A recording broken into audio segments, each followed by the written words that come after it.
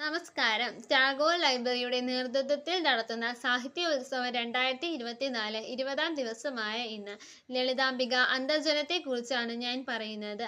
അന്ധവിശ്വാസങ്ങളും അനാചാരങ്ങളും നിലനിന്നിരുന്ന സമൂഹത്തിൽ നിന്ന് പ്രതിഭാശക്തി കൊണ്ടാണ് ലളിതാംബിക അന്തർജനം സാഹിത്യ ലോകത്തേക്ക് എത്തിയത്. പ്രശസ്തയായ കഥാകൃത്തും നോവലിസ്റ്റുമായ ലളിതാംബിക അന്തർജനം കൊല്ലം ജില്ലയിലെ കൊട്ടാരക്കരയിലെ കോട്ടവട്ടം എന്ന സ്ഥലത്ത് 1909 മാർച്ച് 30-ന് ദാമോദരൻ പോറ്റിയുടെയും അങ്ങേയ അന്തർജനത്തിൻ്റെയും പുത്രിയായി ജനിച്ചു. പാല നാരായണൻ നമ്പൂതിരിയാണ് ഭർത്താവ്. പ്രശസ്ത കഥാകൃത്ത് എൻ മോഹനൻ മകനാണ്.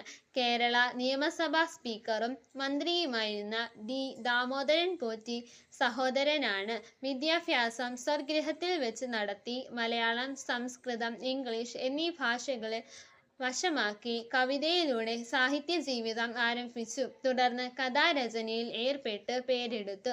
ഭാവനാശക്തിക്ക് തീ കൊളുത്തുന്ന അനുഭവങ്ങളിൽ നിന്ന് നേരിട്ട് വന്നിട്ടുള്ളതാണ് അവരുടെ കഥകൾ.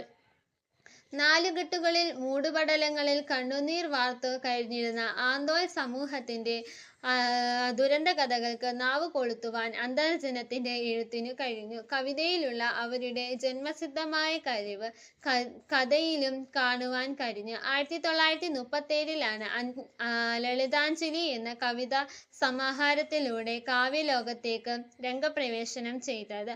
മുത്തശ്ശിയായിരിക്കെ എഴുതിയ അഗ്നിസാക്ഷി എന്ന ഒറ്റ നോവൽ കൊണ്ട് മലയാള സാഹിത്യത്തിലെ ചിരപ്രശസ്തയായി മാറി. കല്യാണി കൃഷ്ണ മേനോൻ പ്രസ്സും 1977-ൽ മികച്ച നോവലിനുള്ള കേരള സാഹിത്യ അക്കാദമി പുരസ്കാരവും ആദിത്യ വയലാർ പുരസ്കാരവും ലഭിച്ചു.